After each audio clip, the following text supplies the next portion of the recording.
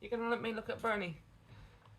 I wanna look at Bernie. Somebody tell me why, although I know the answer. Oh wait! They've just started.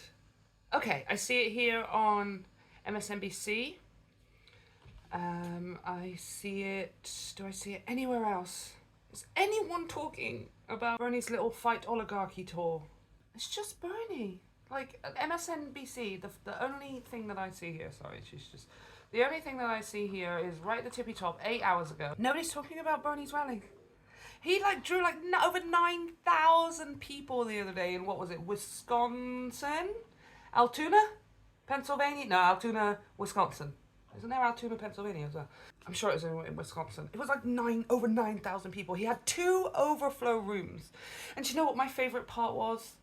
My favourite part was, actually, my 2 favourite parts. Number 1, my favourite part was when he referenced Abraham Lincoln's Gettysburg Address, a government of the people, by the people, for the people, shall not perish, right? And everyone was just joining in, and I joined in too, because for some reason I know the Gettysburg Address, probably Simpsons and stuff.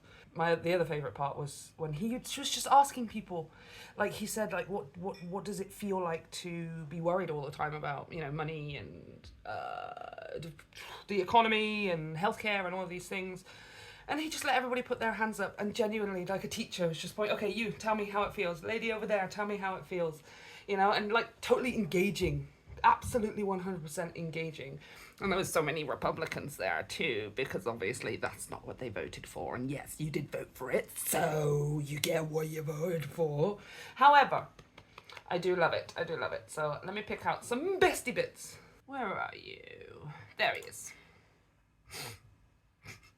You guys could have had that man as your president, and I know you're so moaning about how old stuff is, and oldies, and let's get some more younger crowds in there, and, you know, everybody complaining that Biden is super old, and Trump's getting up there, and Bernie's like 83 or whatever. I don't care. He's just so good at what he does. The Gettysburg Address that Lincoln gave in 1863. And that seems so relevant today.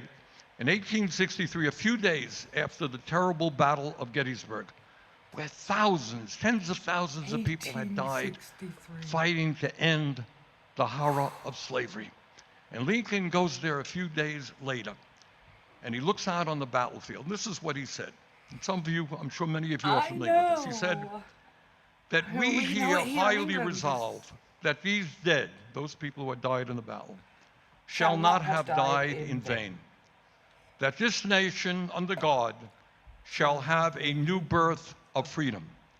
And then he said, and that government of the people, by the people, for the people, shall not perish from the earth.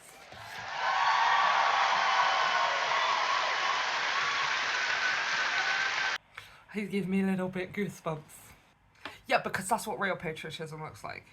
Not the illusion of American patriotism. It's just patriotism. I care about my country, how it was created.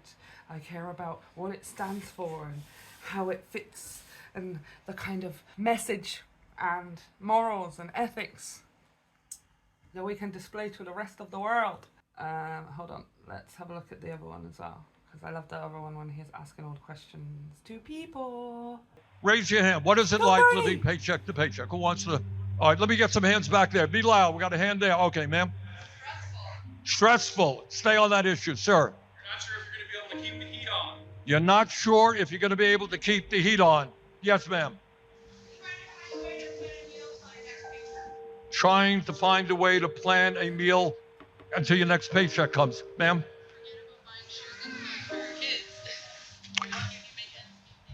Forget about buying shoes and clothes for your kids.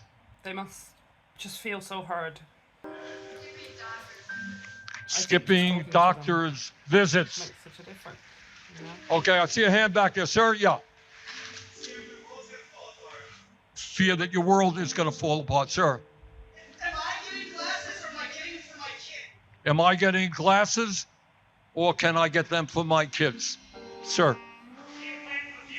Can't plan for the future. Hand back there, sir. Psychological warfare. Okay, psychological warfare. Yes. You make impossible decisions for your family, sir. General insecurity. General insecurity. Okay, I think you got it. So let me just tell you something. If we were a poor country, I would come before you and give you a very different speech. I'd say, hey, look, I'm sorry, we're poor. We can't afford decent education, can't afford decent health care. I want you never to forget. Never forget. We are the richest country in the history of the world. There is no excuse for people dying young because of that stress. There is literally no excuse. There's no excuse for it here in my country too, okay? In which we have a lot of people living paycheck to paycheck and all of those kinds of things, but people don't get ill and then lose their life savings or have to bankrupt themselves in order to take care of themselves. They don't have to choose between whether they get glasses or their child gets glasses. It's just the healthcare is there. In the UK, the part that they make difficult is actually just knowing about the information, knowing that these things are available. They don't really let you know those things are available, but they are. And in America, I mean, it's that constant living in the constant fear, not just of paycheck to paycheck like they're talking about, but what happens outside of that paycheck to paycheck. And we see it here. We see it here as well. All of those things that they mentioned, it's like, yeah, that's what my family has experienced. A lot of those things. A lot of people in my community, in my city, there are a lot of people on or below the poverty line. So a lot of what they are talking about really, really does hit home as far as like that everyday living. But the part that we don't have here in the UK, or the part that we do not have, is a literal authoritarian fascist regime being put in place. What we don't have is billionaires trying to take all of our taxpayers' money and is about to make it 10 times worse as well. We don't have that. They don't care about us 100%. 100%. Nothing. It's not perfect. I don't really know if there is a country that is perfect, but it definitely makes me grateful. Very, very grateful. And also, that's what you could have had. Okay? Just saying. And now you just. No, Bernie's too old. He's too helpful. What? He's too liberal? Meaning that he cares about too many people? Is that what it is? He's too Christ-like?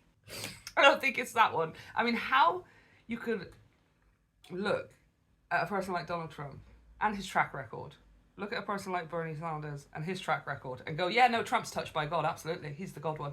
I've said it 1,000 times, I'm going to say it again. In America, at least, seems like Satan's really getting its job done. Let me just present myself as holier than thou and promise you everything that you ever wanted as long as you swear your fealty to me. He's really getting the job done.